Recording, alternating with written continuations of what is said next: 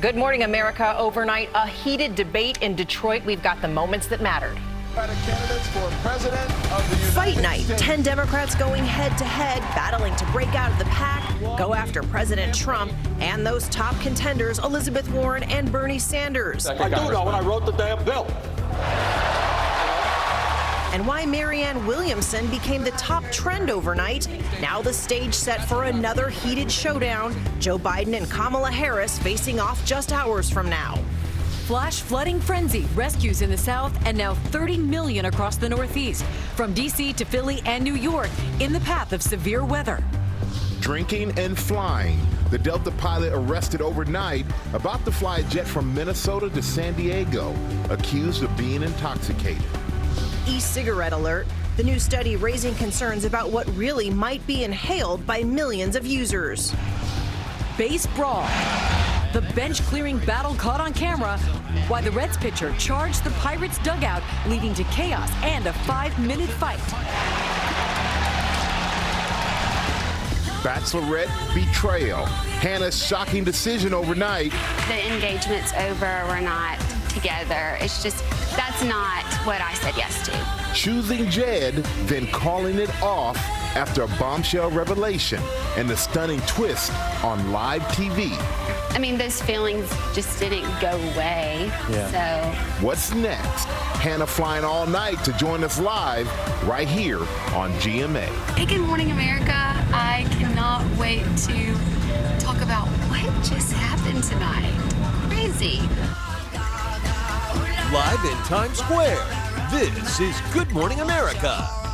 Man, that's right. Good morning, America. It's great to have you with us on this Wednesday. Amy, it is Hump Day. Yeah, and you know, you can just keep saying that. I saw you do it when I was on vacation. I was like, what was that? And what is all good? It's Wednesday, everybody. We're excited for the Bachelorette. Hannah B. She is going to join us. We have a lot of questions for her. That's right. She flew all night to be here, arriving solo after that shocking split on last night's finale, leaving the ring and it all on the table. But, you know, that wasn't the only place where sparks were flying last night. How about a transition from the Bachelorette to the debate? I'll take it. All right. We begin with the race for the White House and that showdown last night at the Democratic debate. 10 candidates, guys, taking the stage in Detroit. On night one, they were clashing over health care and how to beat Donald Trump. ABC's Mary Bruce starts us off in Detroit with all the details. Good morning, Mary. Good morning, Cecilia. Well, this debate last night exposed a real rift within the Democratic Party as these lesser-known candidates took on the two leading liberals, Elizabeth Warren and Bernie Sanders, forcing them to play defense against accusations that their progressive policies could be bad for the party and ultimately good for Donald Trump. Overnight, a fight for the future of the Democratic Party. We need to have a campaign of energy and excitement and of vision. Let's get real. Tonight we debate, but ultimately we have to beat Donald Trump. The moderate candidates taking on progressives Bernie Sanders and Elizabeth Warren, warning that their policies are too extreme and could deliver President Trump a second term. You might as well FedEx the election to Donald Trump. I think we've got to focus on where Donald Trump is failing. You know, I don't understand why anybody goes to all the trouble of running for president of the United States just to talk about what we really can't do and shouldn't fight for. Front and center, the top issue for voters, health care. Former Congressman John Delaney, a centrist, challenging Sanders and Warren on their calls for Medicare for all. With bad policies like Medicare for all, free everything, and impossible promises that'll turn off independent voters and get Trump reelected. You're wrong. Health care is a human right, not a privilege. I believe that. I will fight for that. Why do we got to be the party of taking something away from people? No, we are the Democrats. We are not about trying to take away health care from anyone. That's what the Republicans are trying to do. And we should stop using Republican talking points in order to talk with each other about how to best provide that health care. Mayor Pete Buttigieg saying it's time to stop worrying what Republicans say. If we embrace a far-left agenda, they're going to say we're a bunch of crazy socialists. If we embrace a conservative agenda, you know what they're going to do? they're going to say we're a bunch of crazy socialists. Sanders tried to lean into his record and fight off Ohio Congressman Tim Ryan. Medicare for All is comprehensive. It covers all health care needs for senior citizens. It will finally include dental care, hearing aids, and eyeglasses. You don't know that, Second Bernie. of all, We'll come to you in a second, I do know, and I Congressman. wrote the damn bill. One thing they all agree on, they need a nominee who can beat Trump. As the president tries to fire up his base with racial attacks, author Marianne Williamson with an impassioned plea. If you think any of this wonkiness is going to deal with this dark psychic force of the collectivized hatred that this president is bringing up in this country, then I'm afraid that the Democrats are going to see some very dark days. And Buttigieg with a warning across the aisle. If you are watching this at home and you are a Republican member of Congress, consider the fact that when the sun sets on your career, the thing you will be remembered for is whether in this moment with this president, you found the courage to stand up to him or you continue to put party over country. Now, over and over again last night, we saw these candidates who have been struggling to break through, trying to seize the moment. Some had more success than others. Check this out. This is the Google map of the most searched candidates before the debate. As you can see, it's quite a mix. But during the debate, you see all of that yellow? That is Marianne Williamson, a result of all of her unconventional responses. Cecilia, all of these candidates are looking for that much-needed boost that they're going to need in order to qualify for the next debate. Yeah, they're really trying to stay in the race there, Mary. Surprisingly, one name that did not come up last night, not even once, Joe Biden. He will be there on stage tonight. Those others sure to have their sights set on him. Yes, Cecilia, Joe Biden needs a strong showing here tonight. He has a lot on the line after his lackluster performance at the first debate. Joe Biden will be center stage tonight next to Kamala Harris, who successfully took him on in the last debate, and Cory Booker. Biden is sure to face a lot of attacks on everything from health care to race. Cecilia. And you'll be back there again tonight. Okay, Mary Bruce, thank you. Michael? All right, thank you. Now we're going to move on to the severe weather threat. 30 million in the Northeast bracing for dangerous storms after the South got hit overnight. At least 6 people struck by lightning in Florida. Rob is tracking it all. Good morning, Rob. Good morning, Michael. A small miracle that none of those 6 were killed. Already 10 fatalities from lightning strikes this year. This is the time of year.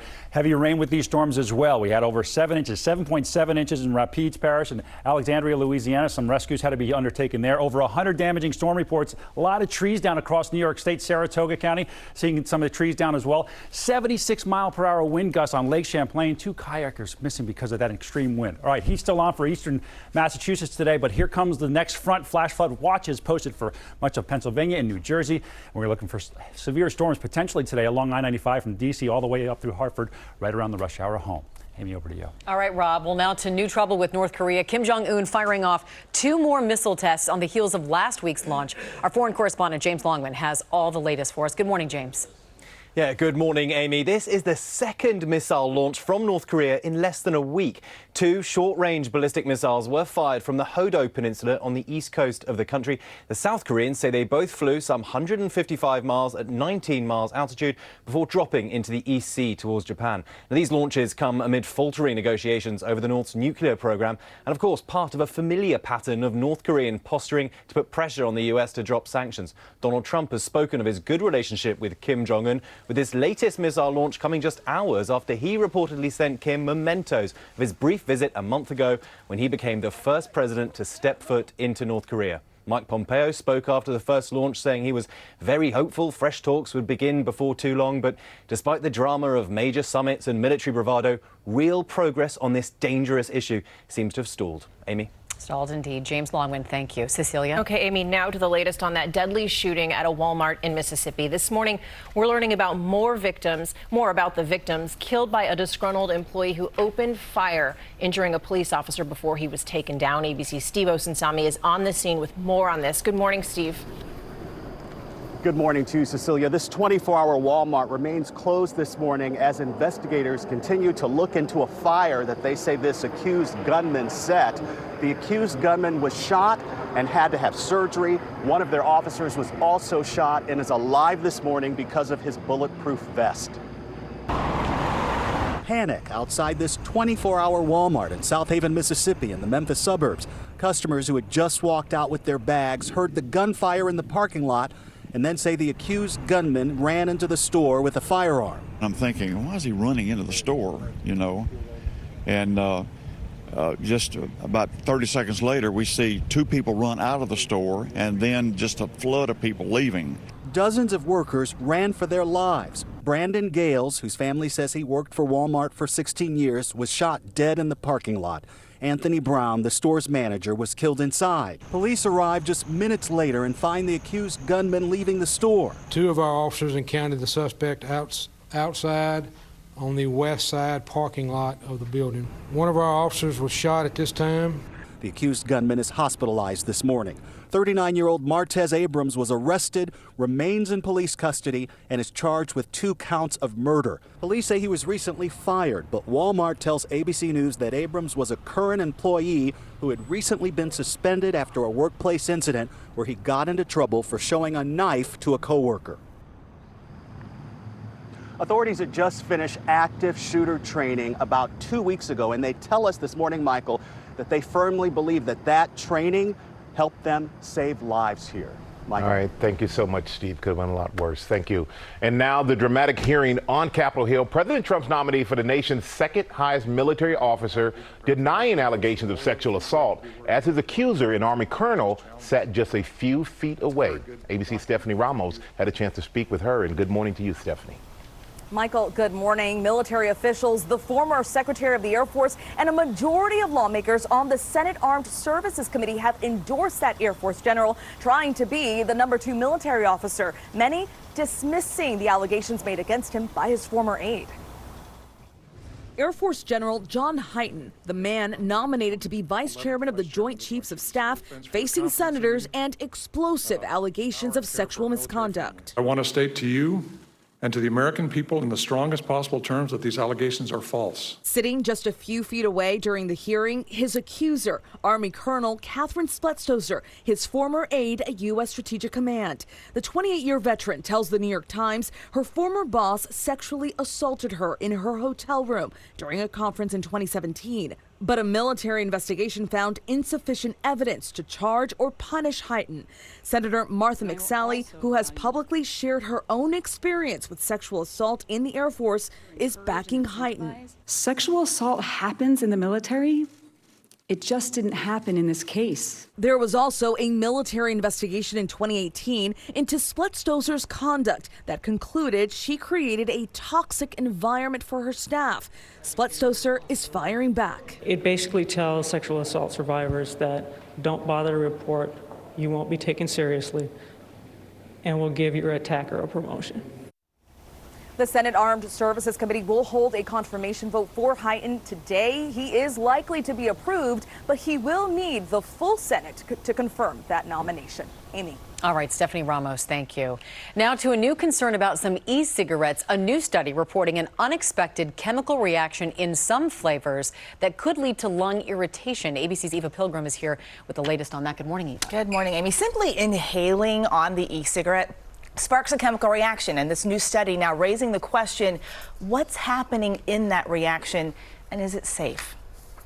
This morning, a new study raising concerns about chemical reactions in some e-cigarettes. Researchers from Yale and Duke universities looking specifically at certain flavors of Juuls, the best-selling e-cigarettes in the U.S., analyzing the liquid and vapor produced when the so-called vape juice is heated up. Reporting they found chemicals called acetyls in one of them, which they say can irritate airways and prompt your respiratory system to become inflamed.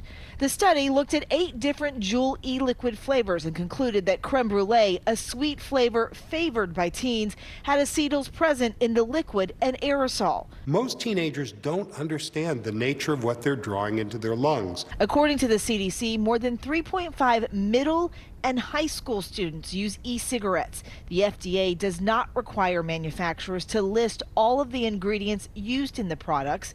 Juul says their products are not intended for teens, but for adults who want an alternative to traditional cigarettes, especially when trying to quit. They argue the Yale study is flawed, claiming researchers created a measurement of exposure that would never be found in the real world.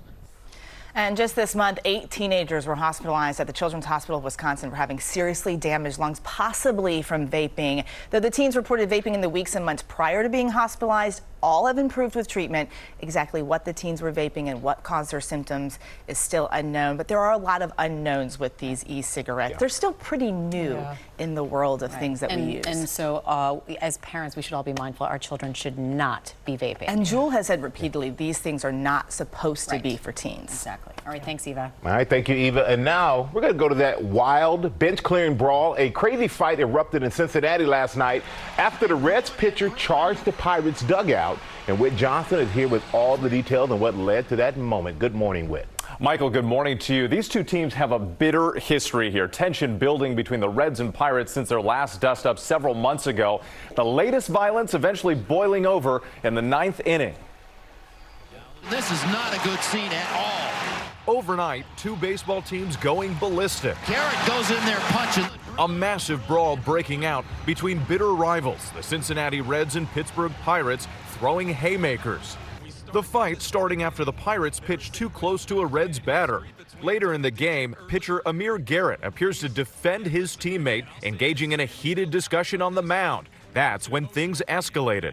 There's some serious chirping coming from the Pirates dugout. The Pirates dugout shouting toward the mound, and Garrett takes off. And now Garrett's on his way to the dugout, and here we go. Chaos ensues, but just when things seem to be quieting down, Reds player Yasiel Puig, who had just been traded, gets in the middle of the feud. And now Puig from the back. Puig coming at. Held back by other players, it's the second time this year these two teams have turned a game into a boxing match. And now Puig is throwing some fists. This time around, 8 team members were ejected, including 2 coaches. After being kicked out, the man who started the fight apologizing. You know, I was angry. You know, today it wasn't about baseball. You know, it was just about protecting my teammates and you know, protecting this brotherhood. The Pirates won the game in Cincinnati 11-4. There will be significant suspensions and fines to come. And these two teams, by the way, don't have much time to cool off. They face off again later today. To run into another team's dugout by yourself, you must have really been heated. I haven't seen anything like that until our break room yesterday. I mean, guys were in there over a donut. It was amazing. In the break room. We got another sports headline, guys. This one's much more civil than that one. This is big news from the U.S. women's national team. Coach Jill Ellis announcing that she's retiring on the heels of their huge World Cup win. She says the opportunity to coach this team and work with these amazing women has been the honor of a lifetime. And she, you guys know this, is leaving behind an incredible legacy. Listen to this one. Over the last 5+ years, she's coached the most games in the team's history. She also is the first coach in history to win 2 women's World Cups, and she's got an incredible, with 102 wins record. It's just amazing. She's going to be stepping down in October. It's called going out on top. Going out on top, sure, and she deserves it. Yeah. Deserves every bit of it. We are following a lot of other stories this morning, including that Delta pilot arrested, about to fly across the country with a plane full of passengers accused of being intoxicated. And Bachelorette Hannah B is on her way to Times Square after that bombshell finale, getting engaged, calling it off, then asking the runner-up out on a date. But first, we're going to go back to Rob. What you got? We got some action in the Pacific. These 2 hurricanes, Eric and Flossie, plus another area of disturbed weather. Let's talk more about Eric. First of all, this thing blew up to a Cat 4 yesterday, now a Cat 3. Heading into some shear, may weaken a little bit more. Hopefully this track south of Hawaii continues. Right now it's about 600 miles away, so pretty close. And then Flossie we're watching as well. That's farther out. We've got time to monitor it closely. Time now for your Sunny Cities, brought to you by Walgreens.